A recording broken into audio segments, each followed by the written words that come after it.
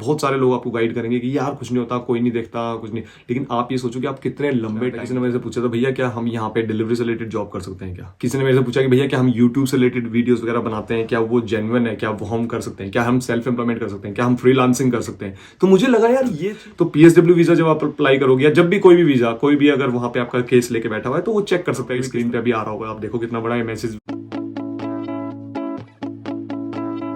अगर किसी भी कंट्री में आप पढ़ने के लिए जा रहे हो या कुछ भी करने के लिए जा रहे हो तो डेफिनेटली आपका एक सपना होता है कि भाई वहां पे जाके मौका मिल जाए हमें सेटल होने का, वहां की पीआर लेने का।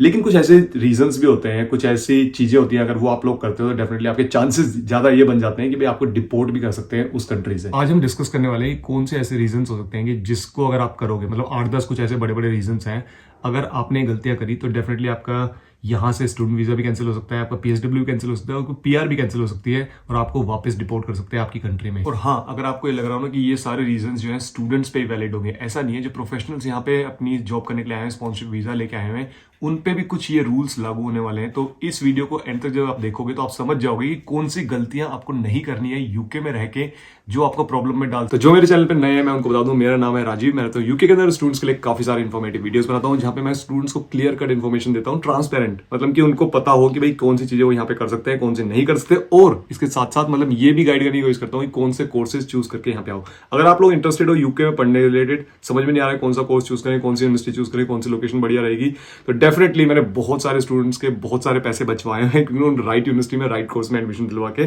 तो नीचे लिंक दिया हुआ है एक, जहां पे जाके आप अपनी डिटेल्स वगैरह भर सकते हो and then you can have a word with me and then we can decide your university.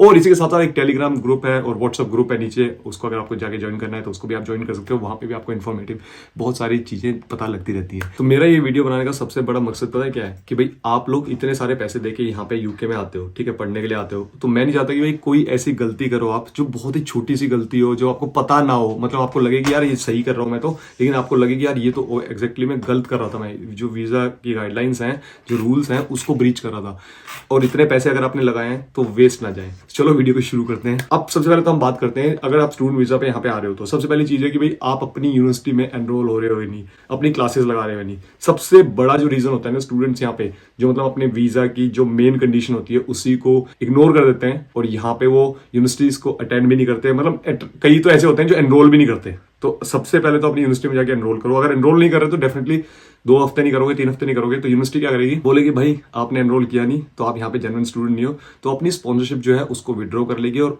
वो यूकेबीए को बता देगी भैया ये जेन्युइन स्टूडेंट नहीं है, इसको वापस भेजो, ठीक है, हमने अपनी स्पॉन्सरशिप विड्रॉ कर लिया। तो उस केस में यूकेबीए आपको एक लेटर भेजेगी, बोले भैया यहाँ पे तुम पढ़ने के लिए नहीं आए हो, चलो वापस निकलो यहाँ से। तो ये है एक बहुत ही सिंपल सा, और बहुत सारे स्टूडेंट्स का ऐसा होता है ये रीजन।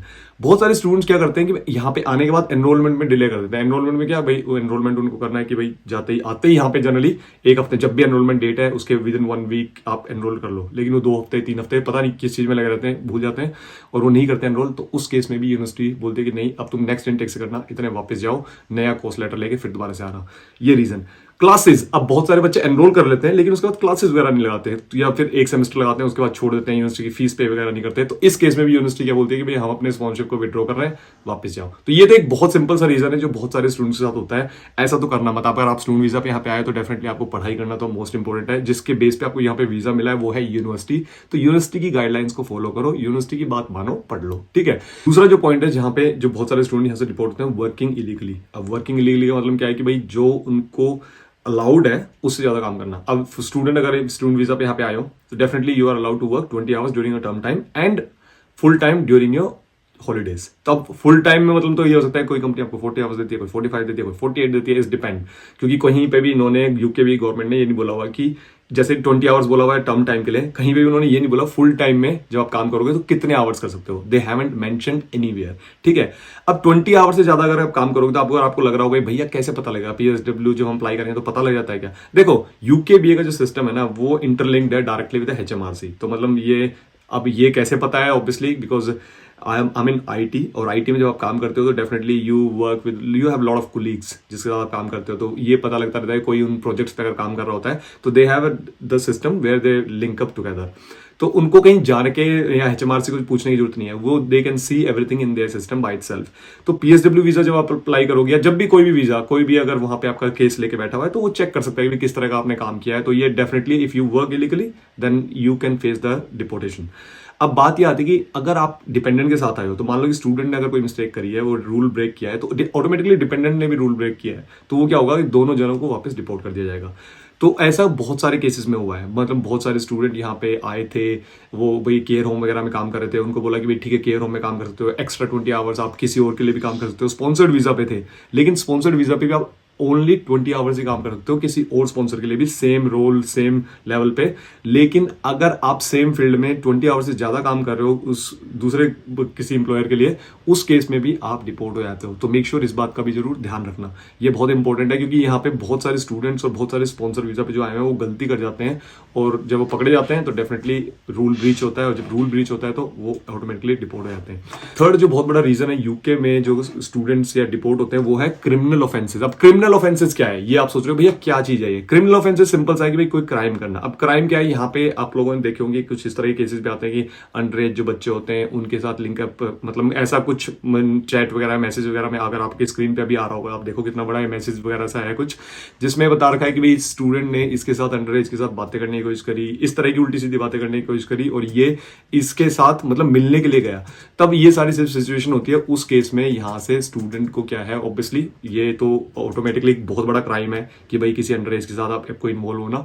तो इस बात का जरूर ध्यान में रखना, इस तरह की हरकत यहाँ पे आके बिल्कुल मत करना। आपको बहुत सारे ऐसे फेसबुक ग्रुप्स मिलेंगे, बहुत सारे ऐसे ग्रुप्स मिलेंगे जहां पे आपको वो इन चीजों में फंसाने की कोशिश करेंगे। दे वांट टू सी कि भाई आप रियल में एक जेन्युइन स्टूडेंट हो, you are a good person to live in this country or not. और नेक्स्ट एक बहुत बड़ा रीजन है जो यहाँ से स्टूडेंट काफी डिपोर्ट होते हैं, वो ये है कि भाई स्टूडेंट्स अलाउड क्या क्या है, क्या क्या कर सकते हो यहाँ पे जब स्टूडेंट वीजा पे आए हुए। अब मेरे पास एक क्वेश्चन आया था, किसी ने मेरे से पूछा था भैया क्या हम यहाँ पे डिलीवरी से रिलेटेड जॉब कर सकते हैं क्या, ठीक है। किसी ने मेरे से पूछा कि भैया क्या हम यूट्यूब से रिलेटेड वीडियोस वगैरह बनाते हैं, क्या वो जेन्युइन है, क्या वो हम कर सकते हैं, क्या हम सेल्फ एम्प्लॉयमेंट कर सकते हैं, क्या हम फ्रीलांसिंग कर सकते हैं। तो मुझे लगा यार ये चीज बहुत इंपॉर्टेंट है, मतलब जेन्युइनली इस पर तो कभी रिसर्च करी नहीं, कभी वीडियो बनाई नहीं कि भाई क्या क्या चीजें ये कर सकते हैं नहीं। तो मैंने इस पर रिसर्च करी और मैं आप लोगों को लेके चलता हूँ, अपनी स्क्रीन के ऊपर दिखाता हूँ क्या है। तो अब यहाँ पे ये है वर्किंग ऑन स्टूडेंट वीजा, यहाँ पे ठीक है, ये यूनिवर्सिटी ऑफ कैम्ब्रिज, इन्होंने ये एक एडवाइजरी जाहिर किया हुआ है कि भाई अपने स्टूडेंट्स के लिए बताया हुआ है कि भाई आप ये कर सकते हो, ये नहीं कर सकते। बाकी आप यूके भी गवर्नमेंट की वेबसाइट पे जाओगे, वहां पे भी आप लोगों को ये चीज देखने को मिल जाएगी। तो type of work, students on a student visa can do most kind of work but you must not be a self-employed, engage in business activity, work in a position that would fill in a permanent vacancy, work on a professional sports person, work as an entertainer, paid or unpaid. ठीक है, work as a doctor or dentist in training. These restrictions apply throughout your time on student visa. तो अब सबसे पहला आता है be self employed. अब अगर जब हम देखें, अगर यूट्यूब से रिलेटेड अगर कोई यहाँ पे काम करने में लगा हुआ है, तो YouTube income is considered as, ये मैंने डाल के देखा, यूट्यूब पे सर्च किया, तो ऑब्वियसली अगर आप सर्च करोगे does YouTube income consist whatever it is, you may be carrying out a social media activities with a view of making a profit. In this case you are trading and HMRC से you need to register as self employed. अगर आप YouTube पे कुछ भी earning कर रहे हो तो definitely this considered as a self employed. तो यहां पे क्लियरली अगर जाके देखोगे तो but you must not be a self employed. अगर आप सेल्फ एम्प्लॉयमेंट से रिलेटेड कुछ भी करने में लगे हो, वेदर, तो ये हम देखते हैं डिलीवरी जॉब्स वगैरह काफी सारी अवेलेबल होती हैं, जैसे उबर ईट्स हो गई, डिलीवरी पे हो गई। तो अगर डिलीवरी की यहाँ पे देखें requirement, will I need to file a tax return for my delivery app earnings. तो यहाँ पे क्लियरली इन्होंने बोला है कि this means they work as a freelancers rather than being an employ of a delivery app. ठीक है, तो अगर फ्रीलांसर यहाँ पे हैं तो यहाँ पे जो हम देख रहे थे यहाँ पे रिक्वायरमेंट्स, सेल्फ एम्प्लॉयमेंट में अगर आप यहाँ पे जाके देखोगे, self employment normally includes activities such as freelance. ठीक है, यही अगर आप देखते हो ऊबर वाले भी क्या कह रहे हैं, you can track your earnings and cash out daily और वीकली। तो इसका मतलब क्लियरली ये है कि भाई वो आपको एज ए एम्प्लॉय नहीं ले रहे, क्योंकि डेली अगर आपको ये इनकम दे रहा है तो इट्स लाइक है फ्रीलांसिंग। तो अगेन फ्रीलांसिंग भी आती है उसी के अंडर कि भाई सेल्फ एम्प्लॉयमेंट के अंदर। तो मैं आप लोगों को यही कह रहा हूँ, जितने भी स्टूडेंट्स ये चीज देख रहे हैं, मेक श्योर बी केयरफुल, क्योंकि अगर आपको अगर किसी ने रिपोर्ट कर दिया या उनको पता लग गया कि भाई अगर जब यूके भी आपका नेक्स्ट वीजा के लिए आपकी एप्लीकेशन को चेक करेगी, आपकी जो प्रीवियस अर्निंग्स है उसको चेक करेगी, अगर उन्होंने ये देख लिया कि उनको पता लग गया कि भाई आपने जो रूल है इनका ब्रीच किया है, अभी यूके गवर्नमेंट क्या कर रही है, यूके बीए के पास इतने सारे स्टूडेंट्स यहाँ पढ़ने के लिए आए हैं और obviously they don't want to give everybody a PSW visa या एवरीबडी कि भाई उनको ILR मिले। इनका यही मोटिव है कि ज़्यादा से ज़्यादा स्टूडेंट यहाँ पढ़ने के लिए आए, एंड देन कि भाई कोई भी अगर यहाँ पे कोई मिस्टेक करे then definitely they take a strong action against it. तो इसलिए इन बातों का जरूर ध्यान रखना। आई नो कि बहुत सारे स्टूडेंट यहाँ पे आते हैं कि भाई बोलते हैं डिलीवरी जॉब कर लेंगे, या फिर बहुत सारे स्टूडेंट यहाँ पे यूट्यूब चैनल स्टार्ट कर देते हैं या और फ्रीलांसिंग काम करना शुरू कर देते हैं। लेकिन बी केयरफुल, अगर कुछ ऐसा कल को होता है, अभी जो आप कर रहे हो उसके हिसाब से अगर वो PSW के टाइम पे आपका कैंसिल कर देते हैं, या फिर PR के टाइम पे, वो पीछे की बात, PR के टाइम पे क्या करते हैं, पूरा आपका जो टाइम पीरियड होता है जब भी आप कंट्री के अंदर आए हो तब से लेके जिस दिन वो PR की आपकी एप्लीकेशन डाली है तब तक ये सारी चीज चेक करते हैं कि भाई आप जेन्युइनली थे इस कंट्री में, सारे रूल्स आपने फॉलो करें कि नहीं। तो बी केयरफुल, यही मेरा मोटिव है इस वीडियो को बना के कि भाई आप लोग कोई ऐसी गलती ना करो जिससे कि आप डिपोर्ट होने के चांसेस आपके हो जाएं। इसके बाद जो फोर्थ बहुत बड़ा कारण होता है फॉल्स इन्फॉर्मेशन। फॉल्स इन्फॉर्मेशन क्या होती है कि बहुत सारे स्टूडेंट यहाँ पे जब आते हैं, या तो उनकी फेक इंग्लिश से रिलेटेड कुछ होती है कि भाई इंग्लिश टेस्ट वगैरह उसमें कोई चीटिंग थी या फेक था, या फिर उनकी डिग्री वगैरह जो होती है वो फेक होती है। तो क्या पता आपके फर्स्ट इंस्टेंस पे आपका स्टूडेंट वीजा लग गया हो और उसके बाद जो फिर दोबारा से आप वो चीज करोगे, अपने वीजा को अप्लाई करोगे, तो वहां पे हो सकता है कि आपके फिर से रीचेक हो जाए और आपको डिपोर्ट होने के चांसेस बढ़ जाते हैं उसमें। तो फॉल्स इन्फॉर्मेशन यही होती है कि फॉल्स इन्फॉर्मेशन में ये भी आता है कि भाई क्या इन्फॉर्मेशन आप देने में लगे हुए। अगर मान लो कि आप डिपेंडेंट आ रहे हो एक दूसरे के साथ, लेकिन अगर आपने वहां पे, कई बार होता है कि भाई हम लिख देते हैं कि भाई मैरिड है या अनमैरिड है, और उसके बाद आप बोलते हो कि भाई आप मैरिड हो, और but at the first instance आपने वो चीज बताई नहीं थी, उसके ऊपर जस्टिफाई नहीं किया था, तो उसको भी वो ले लेते हैं कि फॉल्स इन्फॉर्मेशन दी थी। अगर आप उस वक्त मैरिड थे तो आपने अनमैरिड क्यों लिखा अपनी एप्लीकेशन के अंदर, तो उसके ऊपर पूरा जस्टिफिकेशन मांगते हैं। तो इस तरह की चीजों में फॉल्स इन्फॉर्मेशन मत देना, जो भी आपकी करेक्ट इन्फॉर्मेशन है वही देना अपने वीजा एप्लीकेशन के टाइम पे। तो ये सबसे बेस्ट रहता है, तो आपको कभी भी जस्टिफाई करने की जरूरत नहीं पड़ती। नेक्स्ट रीजन होता है फाइनेंशियल डिपेंडेंस। फाइनेंशियल डिपेंडेंस का मतलब क्या होता है कि भाई आप वहां से, तो जब अपने वीजा अप्लाई किया था आपने बोला था कि भाई हम अपने खर्चे जो खुद उठाएंगे, लेकिन यहाँ पे आने के बाद क्या करते हैं बहुत सारे स्टूडेंट कि भाई यहाँ की गवर्नमेंट से बोलते हैं कि भाई हम अपना खर्चा नहीं उठा पा रहे, यहाँ के जो बेनिफिट्स होते हैं उनको क्लेम कर लेते हैं। जैसे आप बेनिफिट्स को क्लेम कर लेते हो, आप UK वीजा की जो वीजा आपको मिला हुआ है उस वीजा की जो गाइडलाइंस है उसको ब्रीच कर जाते हो, और नेक्स्ट टाइम पे जब भी आप वीजा करोगे, या फिर आपको अगर उनको पहले पता लग गया तो आपको डिपोर्ट कर सकते हैं। नेक्स्ट रीजन जो सिंपल है, ओवरस्टेइंग योर वीजा और failure to extend your visa. देखो ओवरस्टेइंग और failure to extend your visa same चीज है, वर्ड सेम ही है। तो इसमें क्या होता है कि भाई अगर आपका मान लो वीजा खत्म होने वाला है और आप सोचते हो कि यार बढ़ाएंगे बढ़ाएंगे बढ़ाएंगे, और यहाँ पे रहने लग जाते हो आप, तो इसका मतलब आप क्लियरली यहाँ की जो वीजा गाइडलाइंस है उसको ब्रीच कर रहे हो, और आपको अगर जिस दिन पकड़े गए उसी दिन वो आपको डिपोर्ट कर देंगे। तो इसलिए क्या है कि मेक श्योर आपकी ओवरस्टे मत करना अपने वीजा को। अगर ओवरस्टे कर भी लिया तो उसको जस्टिफाई कर देना है, भाई ये रीजन थे, मैं यहाँ पे इसलिए ओवरस्टे हो गया था। और ऐसे में बहुत सारे स्टूडेंट्स होते हैं, बहुत सारे लोग आपको गाइड करेंगे कि यार कुछ नहीं होता, कोई नहीं देखता, कुछ नहीं। लेकिन आप ये सोचो कि आप कितने लंबे टाइम तक यहाँ पे रहोगे डर में कि भाई कभी भी अगर कोई पुलिस का सायरन बज रहा होगा तो आपको लगेगा यार पता नहीं कोई मुझे तो पकड़ने नहीं आ रहा।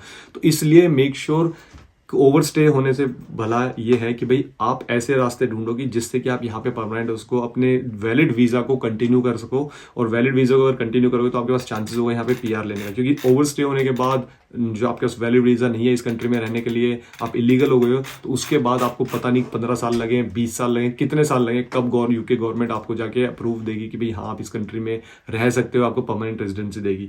तो ये सारे जो चीजें मैंने आप लोगों को बताई है ना, सिर्फ और सिर्फ आपको अवेयर करने के लिए कि भाई ऐसी कोई भी गलती मत करना जिससे कि आपका वीजा यहाँ पे कैंसिल हो जाए और आपको वापस डिपोर्ट होके अपनी कंट्री जाना पड़े, क्योंकि आप इतने सारे पैसे लगा के यहाँ पे आते हो। तो इस बात का जरूर ध्यान में रखना। तो यही था इस वीडियो में। आई होप आप लोगों को वीडियो अच्छी लगी। वीडियो अच्छी लगी तो वीडियो को लाइक जरूर कर देना। मिलते हैं नेक्स्ट वीडियो में, तब तक के लिए बाय, टेक केयर, अपना ख्याल रखना।